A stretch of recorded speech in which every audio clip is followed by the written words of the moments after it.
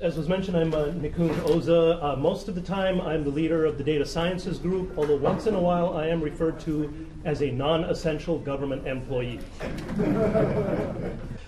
It's probably more focused on anomaly detection than any other problem, but I'll end up alluding to a few other things that we do within the area of big data, data mining, data science, etc. at NASA. So I will kind of first describe some general problems that are of interest to NASA, the particular applications. I'll give examples of a specific problem, namely within aeronautics, because about probably a little over half of our work right now is actually in aeronautics. I'll describe kind of where data mining fits in, describe some of the data we have to deal with, the algorithms that we use, and some results. Why big data is a misleading phrase. That's a good way to make sure I don't get invited back to things like this, but I'll describe my views on that and throw tomatoes at me as you see fit. Then I'll also describe a little bit about how we release our results. We do open source most of our algorithms and make our results available on a site that we ourselves have developed, and it's one where people can feel free to get involved. So the general areas of interest to NASA, certainly most people know about space exploration. They see things like the space shuttle from before, or back when we lost a Saturn V rocket because we couldn't tell between meters and feet. But there certainly are other areas as well. In fact, aeronautics really is the root of NASA. And, back in '39, it in fact was NACA, the National Advisory Committee on Aeronautics. And in fact, even now, aeronautics does come before space in NASA. There's also work in earth science. As you might imagine, it's more focused on satellite imagery and satellite-based measurements of the Earth as compared to the National Oceanic and Atmospheric Administration, or NOAA, that focuses more on ground-based and airborne measurements. We also have space science. So this is really taking the satellites and kind of pointing them the other way. Out into the expanse, things like the Kepler mission that got quite a bit of press when it was operating. And then, of course, there is space exploration. The examples I'll focus on most in this talk really involve aeronautics, and in particular aviation safety. So this is identifying really what are previously unknown safety anomalies. So those will kind of be the main examples that I'll give. But we do also have other work in aeronautics. So one area we've been doing a little bit of work in is called surrogate modeling. So this is really where, instead of running some computationally intensive simulation, we might run a machine learning model that's designed to produce kind of an approximate result much faster. So in cases where that approximation is good enough, we figure we can use that. We also do text mining, so things like aviation safety reports. There is a system called Aviation Safety Reporting System, or ASRS, that actually is run by Booz Allen Hamilton under contract from NASA. And after any commercial flight, any airline employee, anyone working the control tower, any passengers can file a report if anything irregular took place. And then those reports are examined, and the aviation community tries to learn from that as much as possible. And we do see quite a variety of reports there. So trying to mine that in some kind of automated fashion is a good part of what we do. Within earth science, there's anomaly detection in cases where you have multiple measurements that you expect to have a certain relationship between them. When those relationships are not there, that indicates there may be some new phenomenon we could learn about. We also, in some cases, work on the problem of filling in missing data. So the different measurements, like I said, they do have some relationship between them. So occasionally when measurements are missing or noisy, maybe we can use some kind of modeling to generate a better estimate of what that measurement should be. Our work within space exploration has mostly been involving systems health management. So various spaceborne assets, International Space Station, shuttle back when it was around, any kind of study of that data, trying to figure out what's going on with it, trying to find anything that's a precursor to a bigger problem. So within aviation, I guess there's been a fair amount of press lately regarding some difficulties in the commercial aviation world. They do have a rather good process in place for finding operationally significant anomalies, basically revolving around what are called exceedance phase methods. So the idea is they have certain anomalies that they know about, and typically they're represented by conditions over 2 to 3 variables. So let's say for a commercial aircraft, you've all probably heard about things like the black box recorder, or their flight data recorders that record everything that goes on. Typically they're about maybe 150 or so variables that are discrete and continuous. So the discrete ones may represent things like autopilot modes, the switches that pilots press. Continuous measurements would be things like airspeed, altitude, all sorts of others. And they're collected typically, it's about every like a 1 hertz to 8 hertz is about the typical rate of these, depending on the variable being measured. And there may be conditions over, say, 2 to 3 variables. So like, here's one example. So during landing, when your altitude is 1,000 feet, if your speed happens to be, say, greater than 250 knots, they might say, okay, this is a high-speed exceedance. So that means for that particular flight, essentially they check that one box that says, okay, that exceedance took place. There are other such exceedances, so for each flight, again, they check all these boxes. And then there's typically some kind of a process where, say, an entire day's worth of flights are analyzed in this way, looking for these exceedances, and then the next morning they get a report. Yes, it's often called the morning report. Very creative they are. So then they look at, for all these different flights, what is a typical number of exceedances? A few is not too big a deal, because these are pretty conservative exceedances that they look for. But if a particular flight has an unusually large number of exceedances, or they're of a particularly high severity, then assuming that the flight crew or somebody else associated with the flight has not already filed a report blaming somebody for it, the safety analyst will go and ask the flight crew, okay, what's happening, or what happened with this particular flight. Now, there's of course a problem. We've already defined these anomalies, right? So almost by definition, you cannot really identify an unknown anomaly with this kind of method. It's certainly great. It has a low false positive rate because it finds what you're looking for, but it's not going to find anything else. So that's where you get this high false negative rate. It's a misdetection. You're missing the things you don't really know about. So the thought was, can we do something that's complementary to it? And in particular, the thought is, why not use, say, well, we're data mining people. Let's use data-driven methods that are able to discover anomalies by learning the statistical properties of the data. Just find which data points don't fit, which ones are kind of far away or of low probability, or of course for data like this, it's not that easy to define what it means to be far away or of low probability, but we'll get into that in a little bit. But the benefit of there, of course, is that you don't necessarily have to have background knowledge on the anomalies that you have. You're not entering with preconceived notions of what it is you're looking for. And like I said, they're complementary to existing methods, so they have a low false negative rate, because fortunately, most of the data represent normal operation, and most of that is quite safe, actually. So if you have a flight that's very similar to most other flights, probably it's nothing really bad happened there. So we figure if we can find which are the points that look somewhat anomalous, not all of them will be operationally significant. Yes, there will be data glitches there, data dropouts. Those things do happen. Sometimes there may be anomalies that have a perfectly innocent explanation. There may have been a gust of wind that came along that suddenly threw off the trajectory, so it looks a little bit funny. But that may not always be operationally significant. But at least we figure we've eliminated these normal data points and say, okay, here's this set of abnormal, what are identified as anomalies. There may be something operationally significant that isn't known so far that's in there at least. The kind of pipeline that we followed so far is that we use these data-driven methods, say, like with, we have a couple of partner airlines where we look at their data, run some of our methods, identify certain anomalies. We have a retired pilot who we consult with where we have him, he goes through some number of these anomalies until he gets fed up and feels like hanging out with his grandkids rather than us. And he'll then tell us, okay, so many of these, okay, they're not that interesting, probably a perfectly innocent explanation for them, but here are a few that are interesting. Something that shouldn't be happening, talk to the airline about this. So we talk to them. Again, most of the time they'll tell us something like, okay, yeah, probably no big deal, but yeah, we'll go and investigate, and then they get back to us eventually.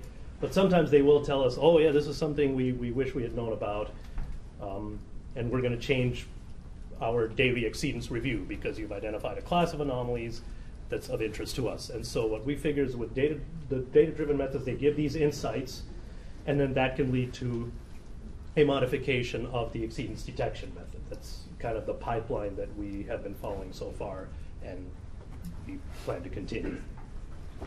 So I kind of alluded to this already, but a key here for us is that we're dealing with heterogeneous data. So we have flight recorded data from the aircraft.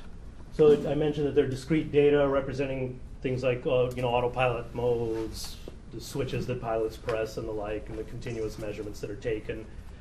There's also text that describe that where we think that maybe in some cases, like let's say when there's an anomaly, the aircraft data will describe what happened, but the text may describe something more about why it happened, what was actually happening on board, or let's say in communication with control tower or the like that may have precipitated whatever incident is you see in the flight recorded data.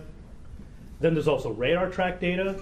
So these are the flight trajectories so in that particular case, you're assuming each aircraft is a dot in the sky, and you see these, you've probably seen these radar plots that show the aircraft moving around, where that would describe how other traffic may be influencing maybe any kind of anomaly that you see measured on board or what is described in the text. No one data source is really sufficient, so we really do need some way to mine these jointly. And of course, these archives are growing quite massive already. With one of our airline partners, we have, was it about 1.3 million flights, totaled about 15 terabytes of data, which admittedly for this group is probably a relatively small amount, but I think the big challenge is more in the heterogeneity of it than in the size.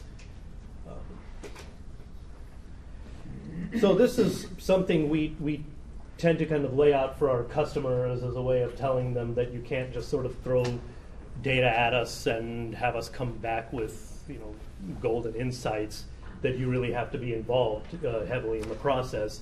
The data mining algorithms that we run are just this middle column here. There are like these domain experts, we like emphasizing them, you have a role to play. So we initially get this large amount of data here. It's kind of, as I described, a bunch of variables measured over time, 1 hertz to 8 hertz. And a lot has to be done to that. I should say this data is referred to typically as FOQA, or Flight Operations Quality Assurance data. In particular, the data that's measured on board, and some derived measurements that are also taken. And typically, the data is in a format that is proprietary to the data handling company that the airline deals with. I mean, there is like FFD is a particular binary format that's often dealt with, but in general, that's one that they have the tools that handle that data. Typically, they're the ones that also identify the various exceedances that I mentioned. A lot of that work, it's not actually done in-house. It's done outside of the carriers. The data then, it's stored in some sort of a database. I tend to run into Oracle the most in this. However, like we are focused very much more on the research behind these in these tools, and so we really tend to write things much more for command line using very standardized data formats like, say, CSV or MATLAB, and just in the form of flat files mostly. But there's a lot that has to be done to this data. We do select certain features. We segregate the different data types like discrete and continuous. We typically also handle a particular phase of flight just by itself. We won't look at the full. We'll look at, let's say, just landings and takeoffs. Those are typically the most difficult parts of the flight. Once in a while, we'll look at cruise. But so this kind of separation then is done. We also, let's say, maybe look at takeoffs and landings on an airport-by-airport basis because each of them have different geographies and different rules. So we'll do that kind of separation, any kind of preparation that our particular algorithms require. And then we run our particular tools, so there are things like Sequence Miner that look for anomalies just in discrete data. The MCAT I'll describe in a little bit more later, and IORCA is a distance-based anomaly detection that works over continuous data. don't get excited. The I does not mean it'll work on your iOS device. These different algorithms, then they'll take the flight data as input and they'll return that same list of flights, but in order from most anomalous to least anomalous. So then the domain experts can kind of start at the top and go through the list, as long as they feel like. And then we have other tools that we use. So for example, many times, like many of the anomalies we have found at times are go-arounds. So those you may have run into that where you're getting close to landing and then all of a sudden you start climbing up and you hear the throttles go way up and then you circle around. That's a go-around. We tend to get a fair number of those, so we may cluster them together so that we don't bother the domain expert with each of them individually. We just tell them, here's a set of go-arounds, review them at your leisure. Then we also have a multivariate time series search algorithm. You can think of it as something like a Google for time series. So you enter, say, a waveform over a handful of variables and tell it, okay, find these within your archive of 1.5 million flights, and it'll get back to you within like 15, 20 seconds or whatever with the closest matches. And then anything else that you want to use, like typically our retired pilot likes using various plots of a type that I'll show a little bit later. Do you have a way of loading flight if there's been a crash, the flight recorder data, just to find anomalies in that? So we're not able to directly load such data. Yeah, unfortunately, it's a process that's very tightly controlled. So from something like a flight recorder, it would have to go through this full process of going to the carriers, whoever their particular data handler is. They'll then eventually make data available. And then, as you might imagine, with something like an accident, there's some sensitivities involved, so it's a little bit sometimes it's tough for us to get involved in it. Okay. Oh, yes? So is those data publicly available afterwards?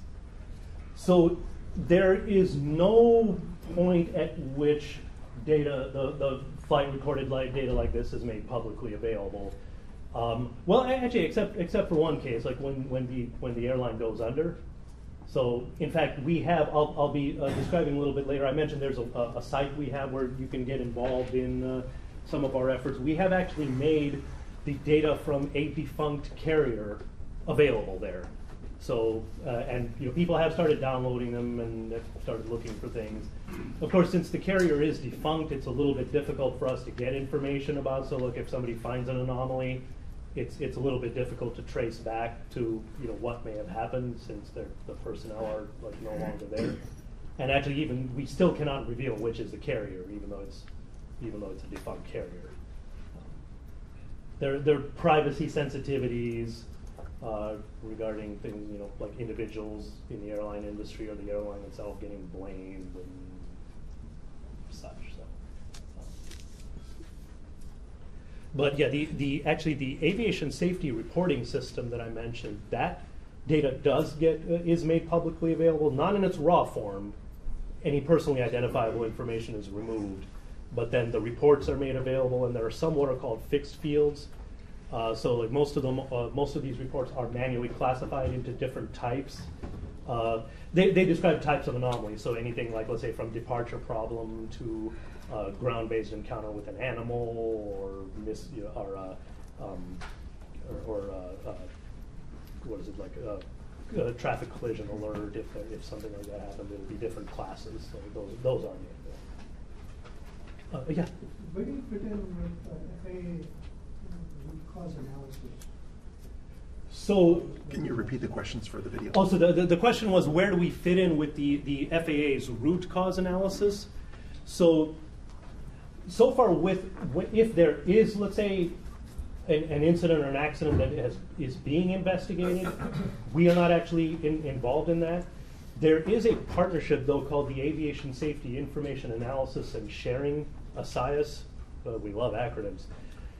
It's a group that is it's co-chaired by the FAA, and there's also an industry co-chair there, and it has like FAA is involved, NTSB. They're up to 50 carriers at this point. And NASA is also involved. In fact, we are on the hook to deliver our data mining algorithms to ASIAS. So the idea is that they can choose to use our algorithms if they want. So it's at least they're at least available to them, you know, as they see fit. So.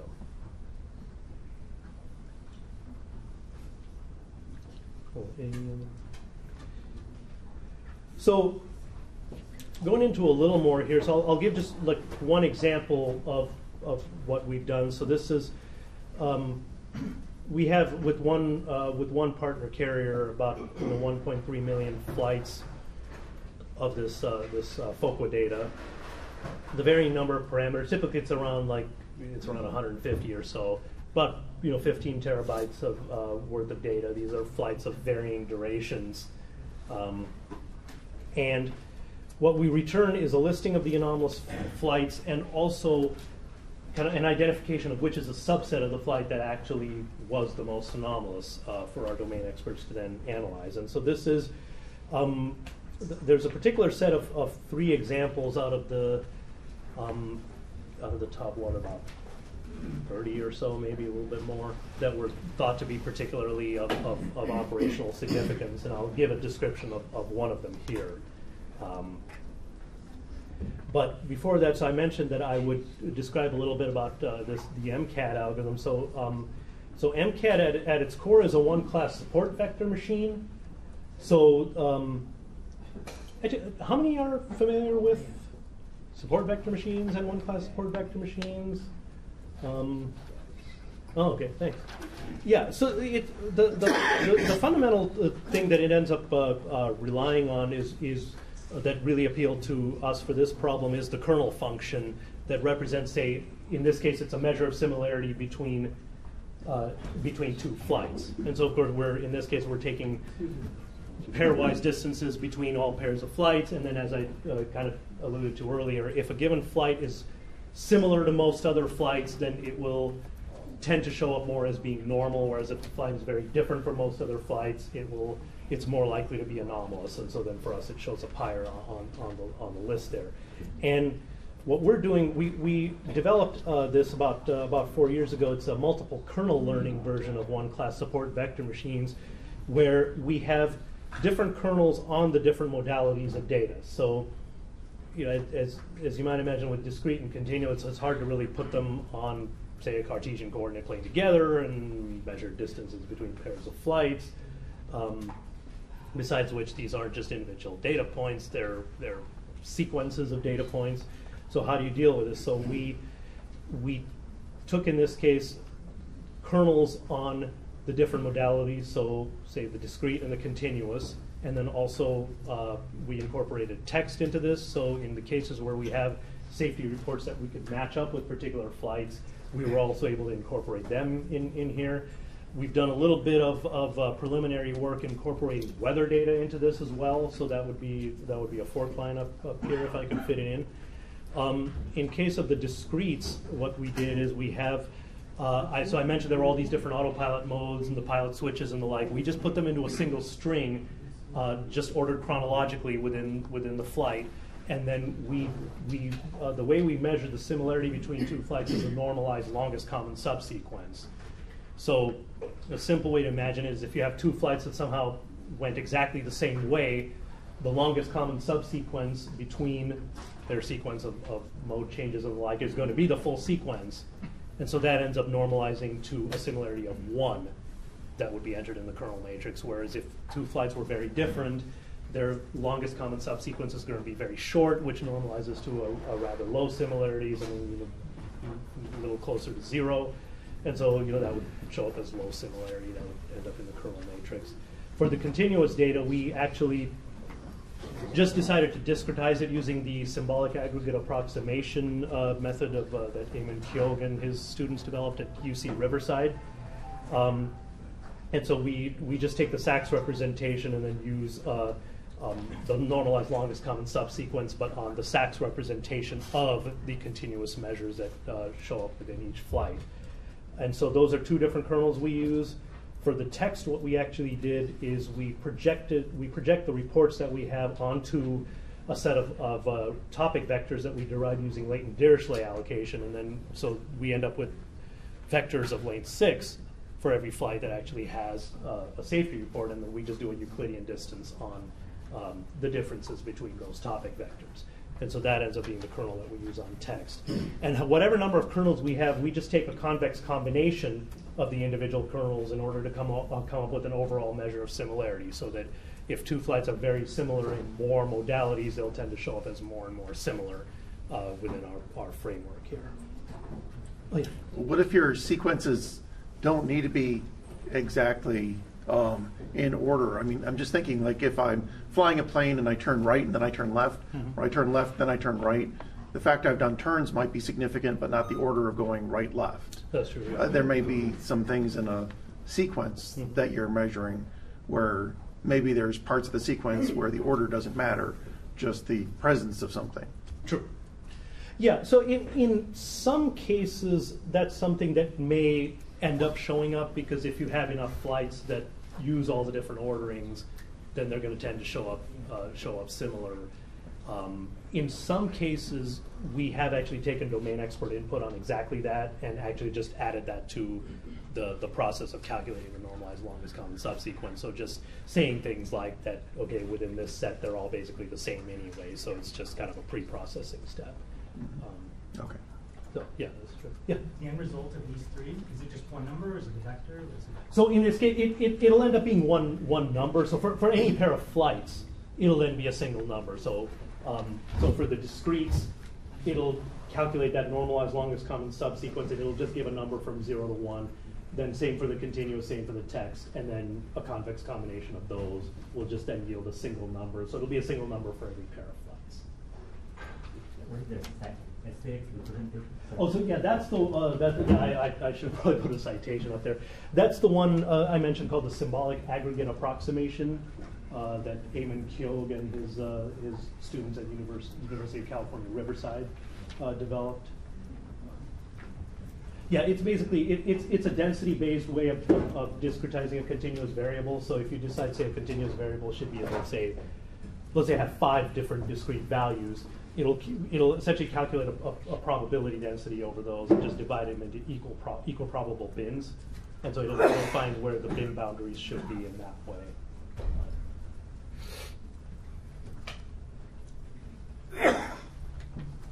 Oh yeah, sorry. So how many, like, the total dimensionality before you go to the last column?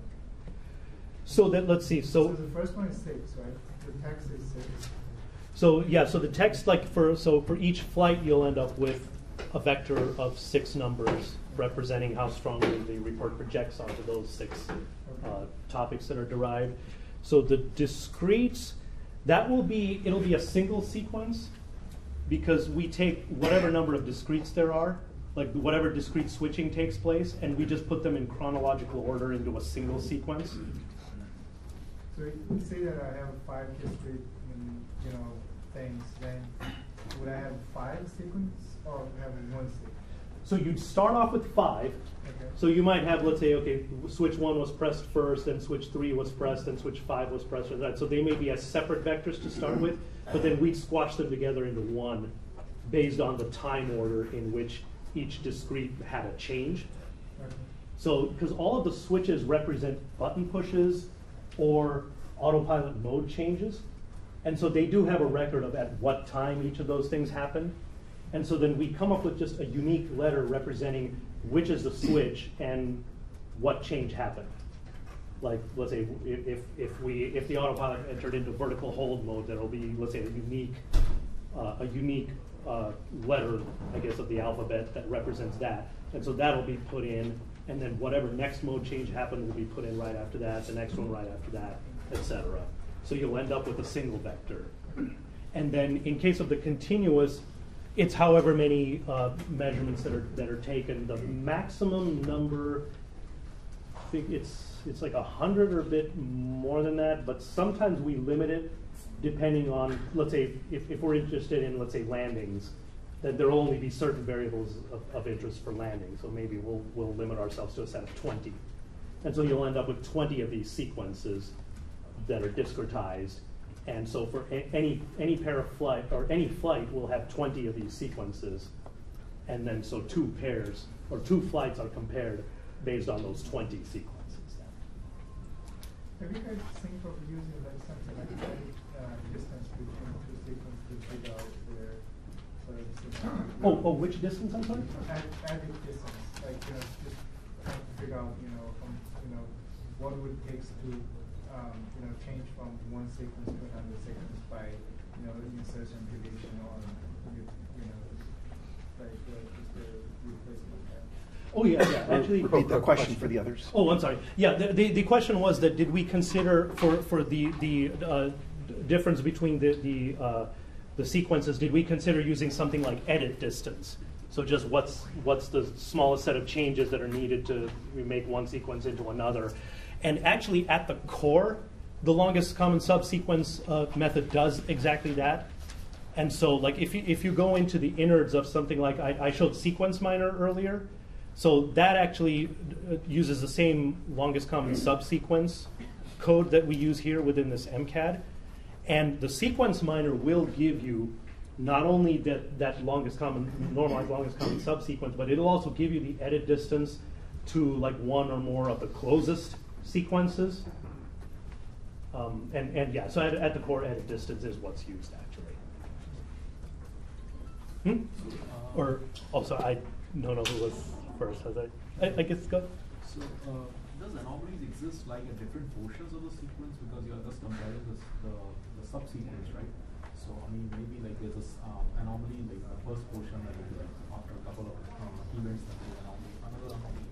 So will that is that taken into consideration in comparisons? To some extent, it is. Since we mostly do our analysis just on a single phase, like let's say takeoffs and landings, like I mentioned, tend to be the most difficult, so they're relatively short. So even if there's say an anomaly in only one relatively small part, we typically do find it. If you decide to analyze say a full flight record, that could be a difficulty because some small change within something like a 4 or 5 hour flight, it may not show up very much. Certainly, the more anomalies there are, the the easier or the easier time we have finding them. Yeah, I think you. So you mentioned that depending on what you are focusing on, whether it's landing or something else, you focus on different sequences. So do you have like the main expert who will tell you focus on these events, or miner will identify here are the most significant? So can you just tell a little bit more? So we typically start with the domain expert telling us certain things, like just because there are certain ones that they know, like obviously are not of importance, just because the standard operating procedure kind of dictates that. But then after that, to some extent, we're able to tell from the results that okay, certain variables really didn't end up entering into things, and so maybe then we can consider. Do you find situations where the domain expert actually had a bias? So they miss something, and then you do a broader analysis. Okay, well, maybe we should be focusing on other. So that's something we have not run into, but it would certainly be worth investigating. Because in our case, we're our domain expert is deliberately kind of broad about things. Like he tends to err on the side of including more things. But yeah, certainly something automated would be much more desirable. Absolutely. Thanks. Fine, yeah, feel free to shout as needed. So the particular anomalies I identified, I won't go too deeply into this lest I scare anybody from flying, but one that I'll probably go into a little more detail on is one that it was a drop in airspeed during takeoff. So this was one where the thought is if you slow down too much, you get what is called stall, where the aircraft loses lift and bad things can happen. So for this particular one, it was of interest because there were no relevant exceedance ended up being flagged, and so meaning that the carrier didn't know that was there until we came along and pointed this out to them. There was another one, it involved a possible mode confusion. So this was one where we think that the flight crew may not have understood, given the particular phase of flight, that what mode the aircraft should have been in, because essentially the crew was fighting with the automation regarding what mode the aircraft should be, the autopilot should be in.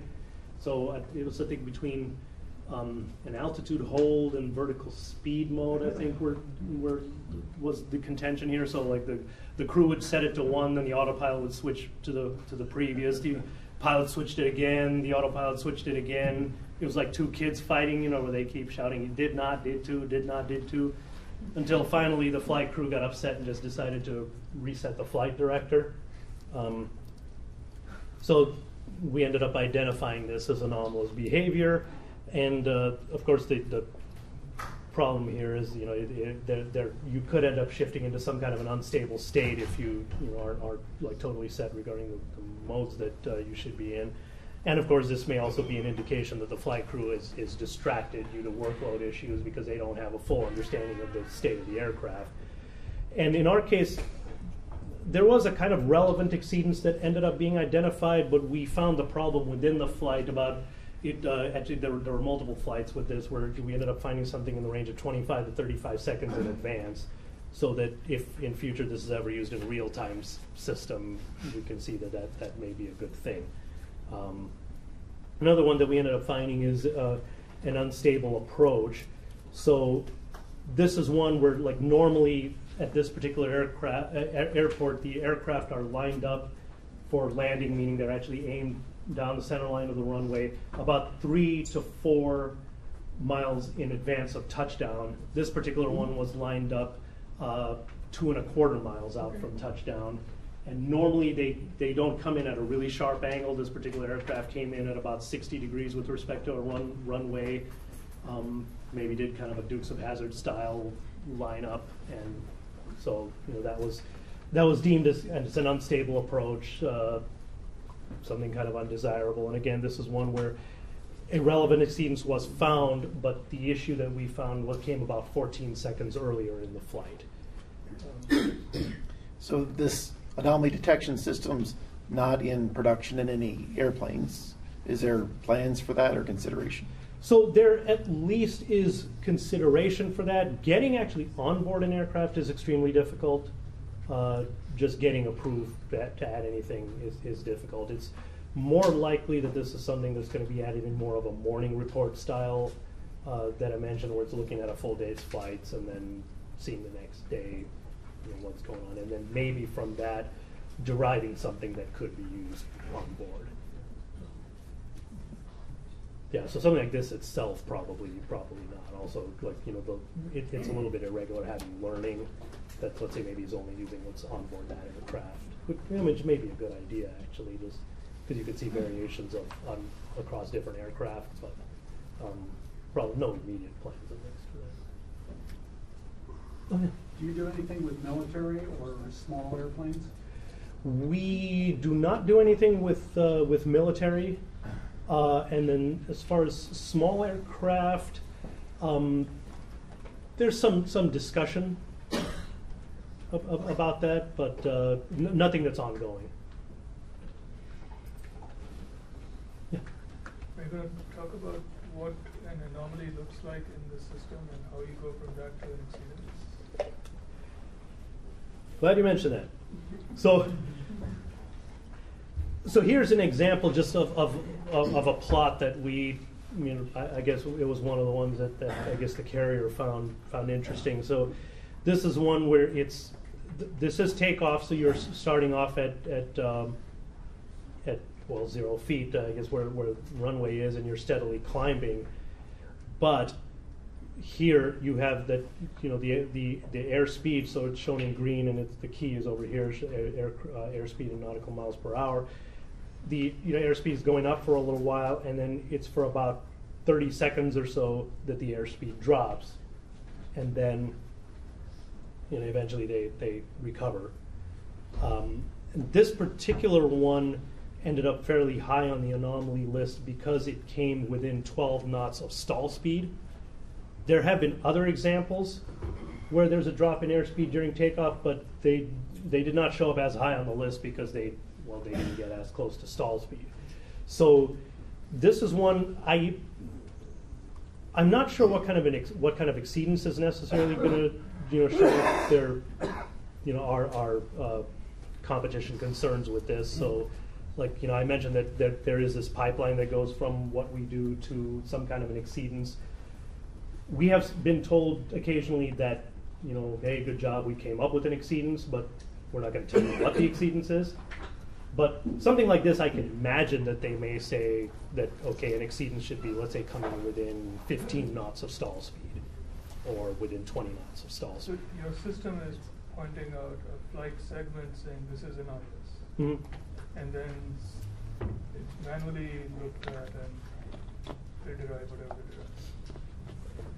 It does at least get to the point of saying that, let's say, here are the one or more variables that jointly look anomalous. So it doesn't just look at, let's say, like, in this case, it happens to be easy enough where you can, actually, in a way with this one, it is a combination of variables, right? It is saying, okay, that the altitude is increasing and the airspeed is decreasing, which is kind of weird. So our methods do at least get us that far. So it's actually not, so I should have added, it's not just MCAD by itself. So once it identifies that there's an anomaly, we actually have then an additional, actually it's a one-class SVM again that operates just within that flight and just tries to find which is the segment that is most anomalous within the full set. And that does get us to identifying at least these variables and the segment of the flight saying this is what looked weird. Then, yes, it is up to a domain expert to decide, okay, does he want to define an exceedance? You can certainly use this to get a sense of that, okay, statistically, let's say, I mentioned that this one showed up high because it came within 12 knots of stall speed. Based on that, one can certainly look at, for other anomalies, how close do they get? Based on that, choose what is a good threshold. But yeah, this does not actually have, like, since there isn't domain knowledge embedded in it, it's just kind of letting the data speak for itself. And so you just have to go with this and decide what you want.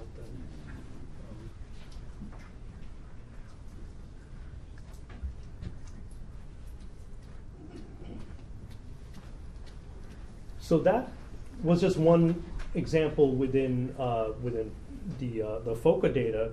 We actually also have it's a parallel project that's going on where we wanted to see and demonstrate the feasibility of doing data mining for radar track data. So I mentioned earlier the radar track data where each aircraft is treated as a dot up in the sky, and you may have seen these the radar of the type that, say, an air traffic controller would use.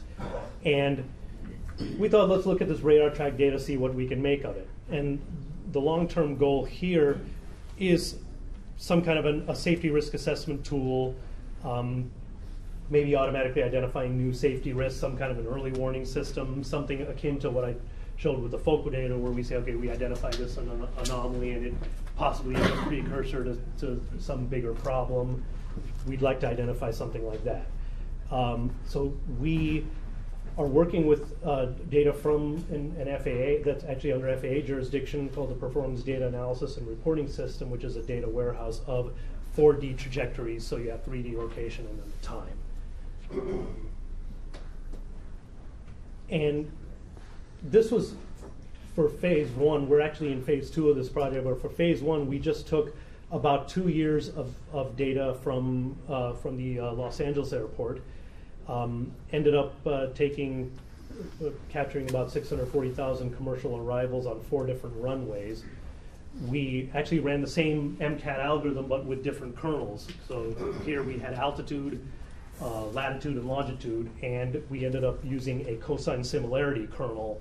So it ends up taking the directions between consecutive points. And so if two flights ended up taking pretty much the same directions throughout their let's say landing, then those ended up being considered most similar by the cosine similarity. And if the directions are different, then of course it's much lower similarity there. But the rest of the code that we used was actually the same. We ended up identifying certain anomalies, visualizing them. We ended up consulting with 2 controllers in that area who were able to give us at least some kind of educated guesses about what went on. So we unfortunately did not have access to voice recordings, so we could not necessarily confirm the anomalies, but we at least got some, we think, good educated guesses. So this is kind of the processing chain that takes place. So there are 3, and I thought there were even more kind of original data sets that were then fused to form the PDARS data. So each of these by themselves don't have that high a data rate, and of course they have some noise, and so then they're put together into this this data source that where PDARS has a much more frequent data points, and sources of noise end up being canceled out there. Then there's a processing engine that sits on top of the PDARS data that then produces various reports. There also are operational and event analysis that's done that's of a more immediate nature. But then there's also things like metric delivery and airspace and procedure planning that are more long term. So the FAA, of course, is responsible for all this. They're continually monitoring for any kind of issues that they may find out about the various sources. But then this data is analyzed and is used to develop new metrics or ways of kind of measuring the health of the airspace. And then procedures may change based on problems that they see. And then this is us here running MCAD, and then all of these go on the line to various users, and we certainly hope that this will get used.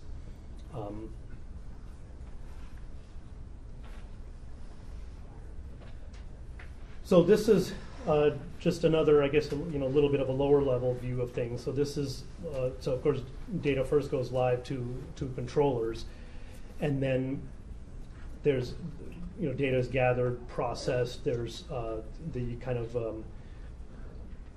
the noise elimination that I mentioned. Background information is then added, and then this data is all stored. Oracle database that the FAA has jurisdiction over. We're able to then get access to that data, and we then do some flight merging. This is now we do this because we didn't do this in the first phase, but in the second phase we did incorporate distance to the nearest aircraft as an indication of anomalies. In the first phase, we only looked at individual trajectories and their direction. We did not actually check for closeness to other aircraft. But then from these and even other tools, visualization is done. They're able to call up, or the people we work with are able to call up not only that traffic, but also traffic that happened before that. Typically when we identify an anomaly, maybe about the previous 30 minutes or so where the traffic is then examined just to see maybe what situation is brewing up that may have led to whatever anomaly was identified. And then any kind of results are generated and passed on to whoever needs to be. And in our second phase of work, we are able to actually get voice recordings and get some better indication of what's going on. And it certainly is more entertaining also to work with voice recordings. You get to hear some fun things. So I kind of mentioned this earlier, so I won't really go too deeply into this. But this graphic probably looks familiar. It's essentially MCAD, but just operating on latitude, longitude, and altitude rather than discrete, continuous, and text reports. And we're using a cosine similarity kernel rather than, say, longest common subsequence or Euclidean distance between topic vectors. But the rest of the optimization code is the same. We're still taking a convex combination and producing this kernel. And in our case, there was, from that first phase, about the top 40 flights or so were selected. About 15 were deemed operationally significant because there was something of interest going on, and the existing methods did not reveal that these particular anomalies were present. Again, like I mentioned, there were 2 controllers who were consulted, and we got their feedback. And there is a paper at Aviation 2013 that gives more details on an anomaly that I'm about to show you, and also some other ones. So for this particular one, this red trajectory is the one that showed up as anomalous. Most of the aircraft for this one, they come in kind of like from the west. And they come kind of eastward and then turn west and then land, say in this case on the runway 24R. This particular flight had this extra 360 that got thrown in. And so that was a somewhat unusual shape, and so that's why it got identified as anomalous. It also happened to come within about 1 nautical mile of another aircraft, which is deemed a little bit too close. That was just something serendipitous that we found. You know, like I mentioned in this phase 1, we were not actually looking for distances between pairs of aircraft. So yes, this is one this aircraft is coming along. And you'll see this is the guy that it got kind of close to. It actually doesn't end up looking that close here, but it's about, I guess, there, maybe a little bit beyond it. They got relatively close to each other. When I first read the NM, I was thinking nanometer. Oh, thank goodness. Yeah, wouldn't want to hear the recording for that one. But yeah, so with that one, there were a few guesses there on what may have gone wrong. They think it's possible that there were 2 aircraft that were listening to the tower, and the wrong one took the instructions. So there's an instruction intended for one, the other aircraft took it. Then it's also possible that, let's say that the aircraft that our target was going to get close to, the controller maybe saw that and said, okay, don't just go in for your original planned landing, because there may actually be a collision or contention for the runway, so go take another 360. Apparently sometimes these 360s are done as a way of increasing spacing, so I suppose in some way that's a good thing, but I suppose it's at least worth knowing what actually happened. But like I said, in this case, there was no access to voice recording, so they didn't know for sure. But at least we got to the point where they said, yeah, it's worth having a phase 2. So that's kind of where we got. Yeah. How far back in time does your data go, and are there any significant secular trends in, say, higher, faster, or more or less variability? So I have to admit, I don't know overall how far back it goes. I think for this trajectory data, it goes back a pretty long way. For voice recordings, I think it's only something like the last 45 days worth that are stored. And then for like the FOQA data I showed before, it's a carrier specific thing. I don't know what, if any, rules there may be on that. I can't really speak to that. Yeah, as far as trends, they're kind of all over the place. One tends to see spikes most happening when there's, say, a change in procedures in a certain place, because then you have the problems of pilots getting used to the new procedures, also controllers and others just getting used to new procedures, and there's some teething troubles that happen.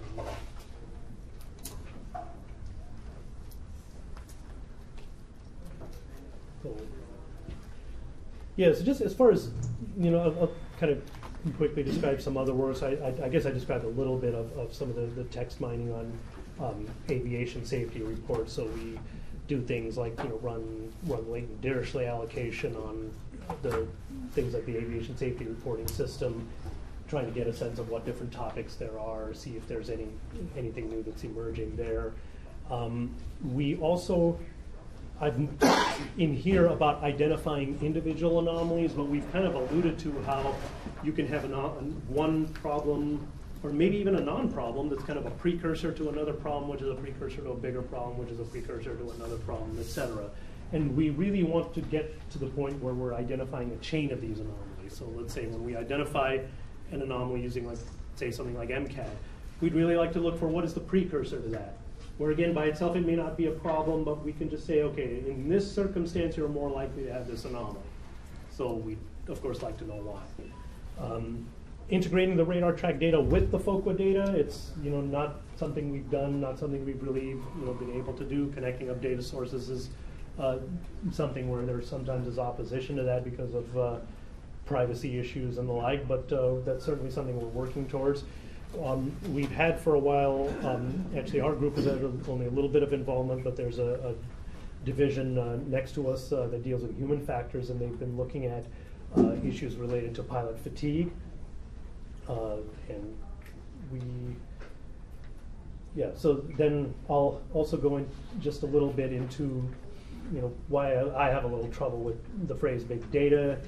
I mean, every time people are asked to define big data, yes, they do mention the 4 V's of volume, variety, velocity, and veracity.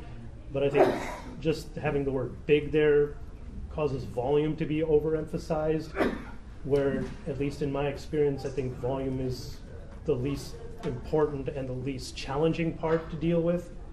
I think I've probably described our challenges in variety more than any other, but certainly velocity is an issue. We've talked a little bit about the desirability of running this on an online basis. We're certainly looking at running this on a daily basis, so we're going to get a lot of data thrown at us. Veracity is an issue as well. Varying levels of noise, uncertainty, bias, processing errors. We're often the first to come along and look at this data, so there are issues that often the collectors didn't really know about. Oh, yeah. A question on variety. In your, like when you're mixing continuous and categorical variables in your paper, you were giving them a weight of like 50-50. Any particular reason? I mean, wouldn't it make sense if you had like 50 continuous variables and 10 categorical variables, not necessarily 50-50, or if you knew based on the expert input that some things were more important regardless of what was categorical or continuous, and just weight that way? That would make sense. So far, admittedly, we've only done some exploration about just the discrete versus the continuous, not separating out within continuous, but just at that level, and we've found so far very little sensitivity on just the mixing of those two. Now, diving within the continuous, I have a feeling that would probably be worth doing, and admittedly, it's something we have not.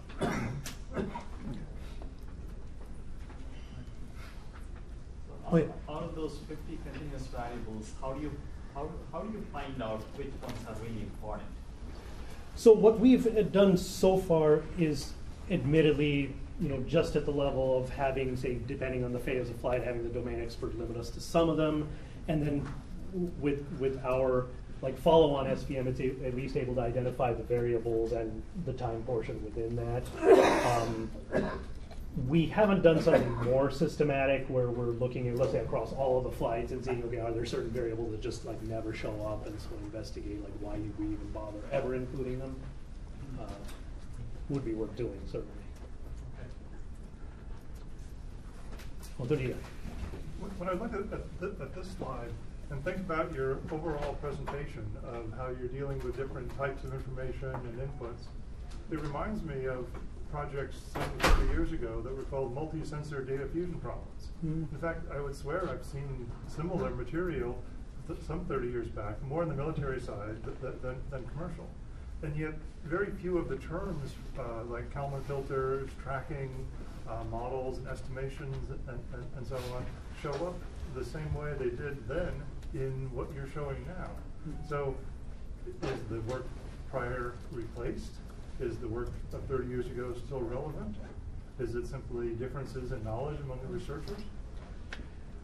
I mean, yeah, to some extent, probably, a little bit of difference in knowledge among the researchers. I'd say also what got us first looking at, say, like in this case, a multiple kernel learning and looking at full sequences rather than, say, something like Kalman filters or other Markov-based methods, right, is really that issue of just going in consecutive time slices rather than, say, looking at something like a full sequence, and in some cases being able to treat, let's say, an entire subsequence as kind of a single entity. So you're working primarily with historical sequences rather than trying to be up to the latest scan. So, well, yeah, certainly that's certainly true. Although, okay, yeah, I kind of see what you mean. So we haven't really gotten to the point where we're, let's say, looking at, say, snapshots of, let's say, a day or a month, and looking at how our trends kind of evolving over that kind of a time scale. We so far have really focused on the individual flight. But certainly that's a direction we'd like to go in. So certainly looking at, for the national airspace, what's happening on a day-to-day, month-to-month, year-to-year, maybe even, I mean, it'd be really nice if even for a given tail number, like an actual aircraft, what it goes through. Maybe even for a given pilot. There's been some work, in fact, it was related to the fatigue study, where they're looking at things like, say, how when pilots are scheduled in different ways, how that seems to affect them in the way they work. So that's something where at least you could say it's a day by day, or even let's say a set of days followed by a set of days, because they may have something like, let's say, I don't recall the exact schedules, but they may have something like that they work 5 days and then they have 3 or 4 days off. You might want to see when they change schedules, how does it affect how they do in the next schedule, but even the schedule after that. How long does it take them to adapt? So there are all kinds of different time scales in kind of all different directions that you could be looking at. The context that I'm dealing with is I'm starting a project that is anomaly detection and trend detection in online markets and marketplaces for buying and selling keywords. And I'm trying to figure out, do I base it on what we were doing 30 years ago, or do I base it on what you're describing, something like what you're describing now? And it seems it's an open issue as far as I'm concerned. I have a feeling yours is a much tougher problem, because it's nothing close to a standard operating procedure there. Right, because consumer behavior is a lot more erratic than even an aircraft that's in distress.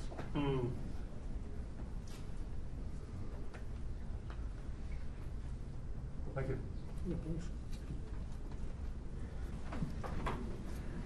So yeah, I guess this this is a system we set up called DashLink.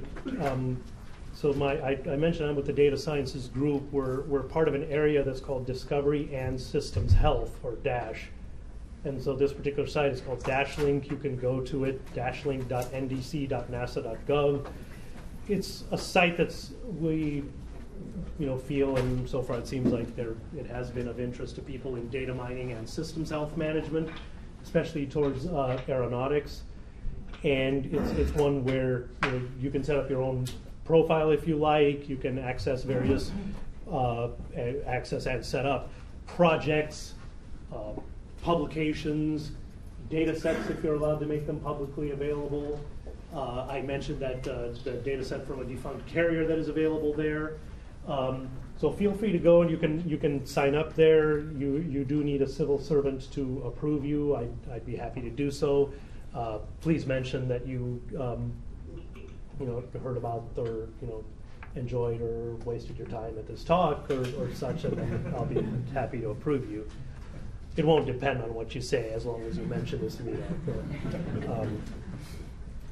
But yeah, so this is there. I encourage you all. This is a way you can get involved. We open source our algorithms, so in fact MCAD is available there for people to download and try out. We have actually had carriers go there and actually download MCAD and try it out on their own. Ask us questions. We try to answer whatever questions we can.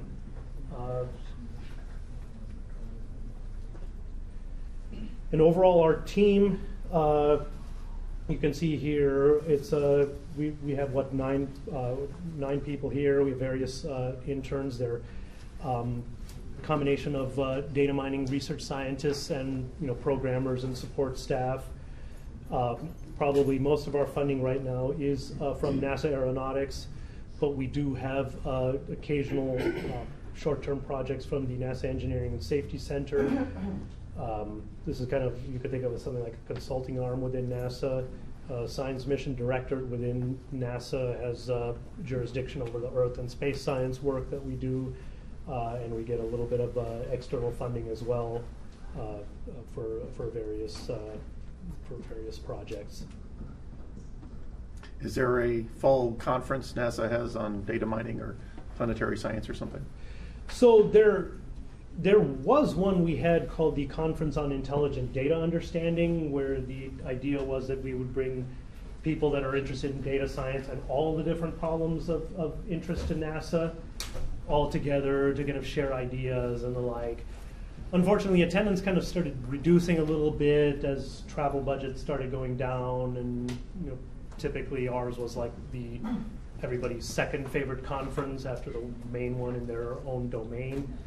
And so because of that, we haven't been running that, but yeah, we're still kind of looking at different ways of getting involved. It looks like probably there are going to be two main ways that we do it. We of course do hit the main data mining conferences, the KDD, ICDM, and the SCIAM Data Mining Conference. And then we're also thinking we'll go out to the different domains. So like I mentioned, the paper that we have in Aviation 2013, then other conferences like AIAA Infotech, which are on the aeronautics side. And we also do have involvement in the workshop on understanding climate change from data, which is run by folks at the University of Minnesota, the Professor Vipin Kumar and a fairly large team. They have an NSF expedition grant to basically try to do data mining for understanding climate. So we have some involvement in that on the earth science. So that's at least the extent of what I had planned to say. If any other questions or comments or not? Okay, well, thank you very much. Talk about